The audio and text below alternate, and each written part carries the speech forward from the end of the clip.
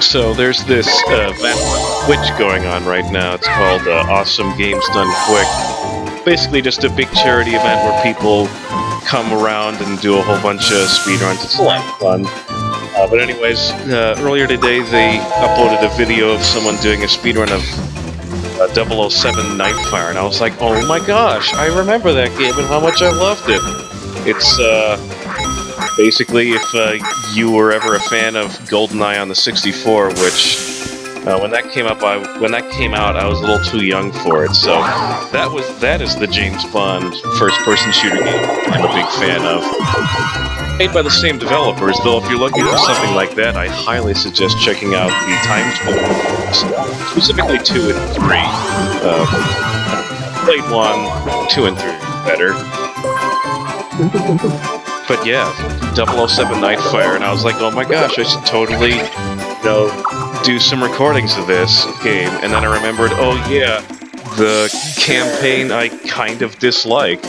Like, the multiplayer was where it really had it going on. That was back when I thought it was revolutionary, that, oh my gosh, I can play this multiplayer mode by myself because I can just add bots. Like, that was a new thing for me. You get to do all sorts of stuff, like summon in, like, remote helicopter drone attacks before drone was a word really used in everyday life. Use cell phone antennas as grappling hooks. You know, like, actually shoot people. Fun stuff, really. It's like watching the run and just singing that goofy theme song. Don't love me quietly, do it with intensity. Actually, that's starting to remind me of a musical too now, which I'm not going to name because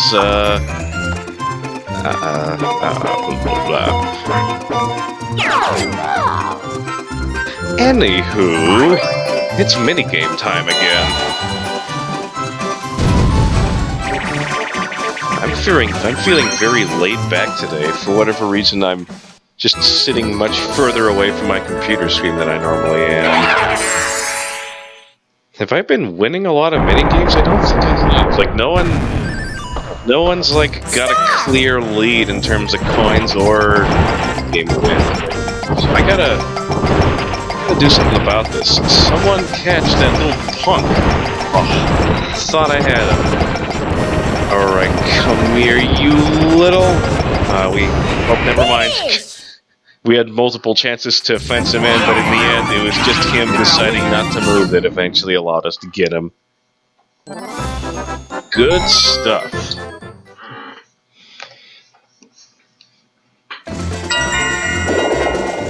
What turn are we on? Alright, we're about halfway through.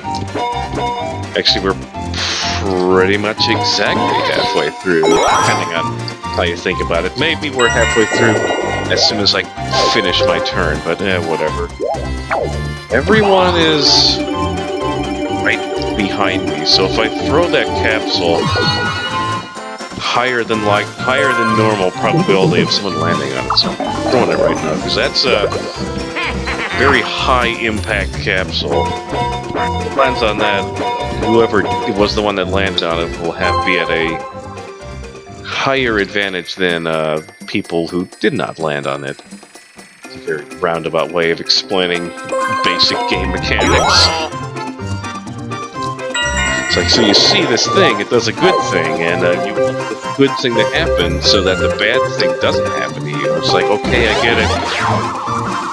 Boo just showing off his amazing pitching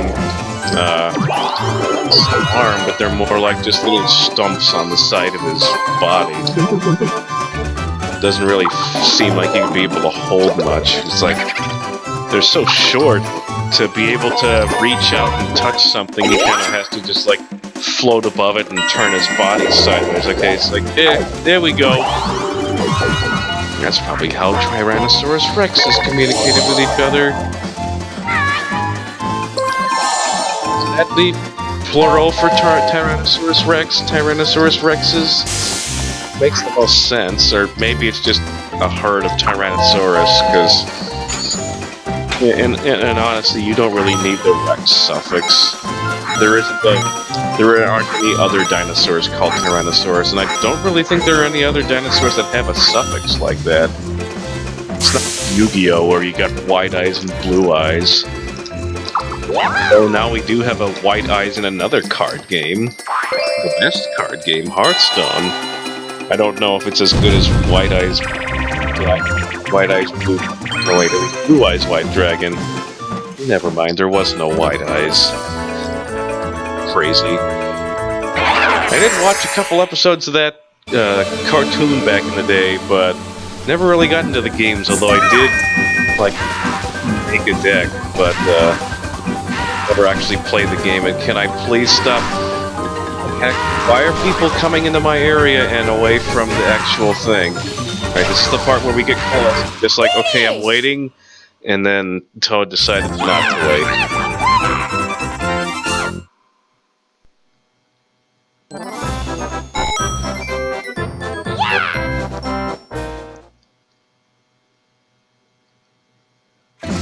You know what? I'm sorry. I have spent the past couple of turns just like thinking, you know, I knew there was something I forgot.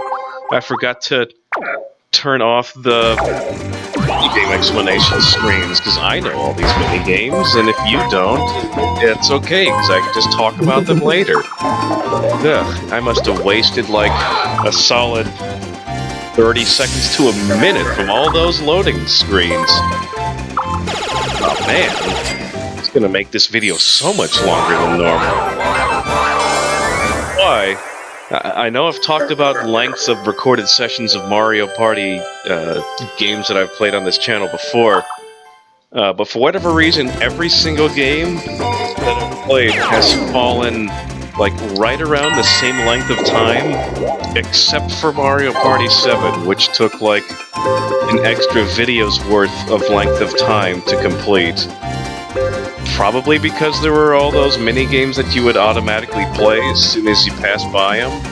That's probably the most likely answer, even though not a ton of them, but I guess when you multiply that by all the characters playing... Yeah, I guess I just answered my own question, but... Party 7's a solid game, and honestly, that board that I played, I believe, is the only one that exhibits that trait, so... it might end up just being the big outlier over everything else. Oh wait, that's the moving Death Star thing, isn't it? Oh crap.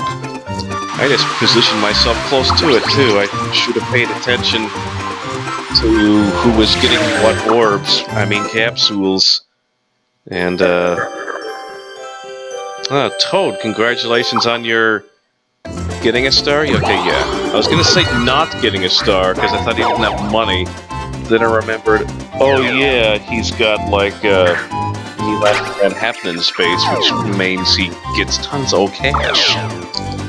At least in the interim while he's en route to his destination. So, Toad, roll that 2 and get that star.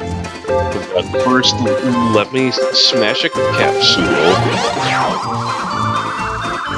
Do you think the capsules in this game are... actually, no, I don't think. It's opposite. They are inspired by those things that you buy in storefronts and, like, the entryways of restaurants and grocery stores and shopping malls that have little trinkets inside.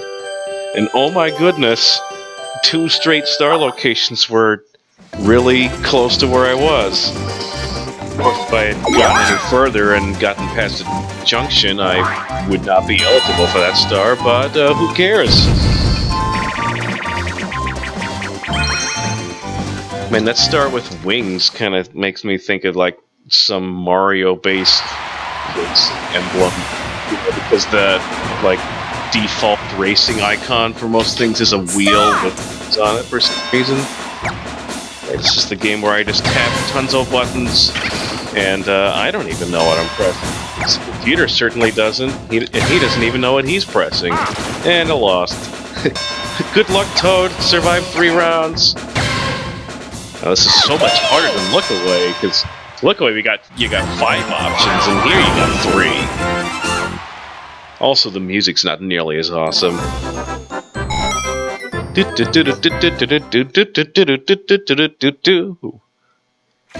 Which reminds me, I was playing the Ares mod last night with some friends, and we discovered this amazing new thing, which is it's basically just zombies, but instead of zombies, it's skeletons, pirates, but instead of skeletons, they're called boners, which just makes the conversation while playing the game exactly as hilarious as you might think it is.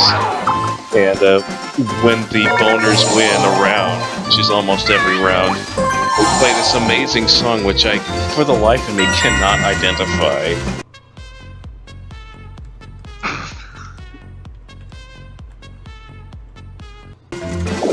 I might try and edit it in here so that you guys can listen to it, and then copy and paste it like 6 times.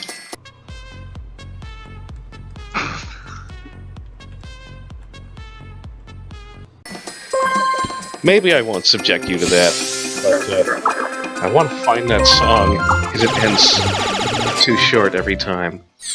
I got it. Happier notes, we've got ourselves a... That was my first real star, wasn't it? Because we all started with a star thanks to my ingenious tactic of making it so everyone always has something to lose. Well, that's not really, doesn't really come up a whole lot in Party 5 because there's no dedicated chance time spaces like there are in pretty much every Mario Party except for this one. Like, this one was heavy set on the whole customizable board mechanic with the capsules that you throw on stuff. But 6, I know, added a chance time space, and I don't think 7 did, or maybe 7 just had the silly, on this space here, I'll just double your coins. Excuse me, double your coins after you win a ridiculously easy minigame. Well, if you... Okay, matching does not count as beating. To know. Yeah, so Toad almost got a free star there and advanced into a couple of coins away from first place dumb. See, me getting a free star wouldn't even get me to first place dumb. I'd need an extra coin. 2 coins. No, 1 coin. Even in a tie, it would still say first next to my name. I really hate this minigame, and I did a dumb thing. Like, let's do some dumb tricks and do a ground pound on the way down. And then I forget that it also, like, means that I have an extra, like, second or 2 before I regain control of myself. Boo! You're our MVP! Thank you! And since Koopa Kid got too close to the sun, his balloon melted or something. You know, honestly, you wouldn't even need to get that close to have the balloons melt. I've never actually seen a balloon melt. But they definitely pop way sooner than that would happen. Actually, I'm not sure what exactly happens when you apply rapidly to a balloon. Doing? Oh, someone's stealing a capsule? Okay. I don't really get to use my capsule. It can't be thrown on anything, and it's just kind of there to be held on to in case something bad happens. But this board does not spawn with any chain chomp spaces on it, so I'm pretty safe. Being at least, anyways. Get myself some new capsules. There's so many cursed mushrooms. There's at least 3. Like, because I know Toad had 2. The star. Don't have the best of shots at getting that, so let's just stockpile more capsules so I have that choice for next round. Oh my gosh, why would I need 2 bones?